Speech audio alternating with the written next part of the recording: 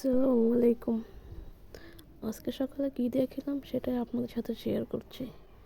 প্রথমে নিয়ে নিলাম গরম গরম সাদা ভাত আর আলু ভর্তা।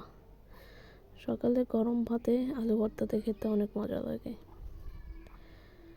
তো আলু ভর্তাটা খেয়ে আমি এখন একটু ডাল নিয়ে নিব। ডালের সাথে আলু ভর্তা মিক্সড করে খেতে অনেক ভালো লাগে। তো ডাল দিয়ে আলু ভর্তাতে খাওয়ার পরে আমি একটু আলু আর সিমের তরকারি সেটা নিয়ে নেব। তরকারিটা অনেক ভালো লাগে আমার কাছে। শীতকাল মানে সিমের তরকারিতে শেষ হওয়ার পরে মুরগির গিলা কলিজা দিয়ে আলু দিয়ে একটি ভাজি করা হয়েছিল, সেই ভাজিটা দিয়ে আমি খাবারটা খেয়ে নেব।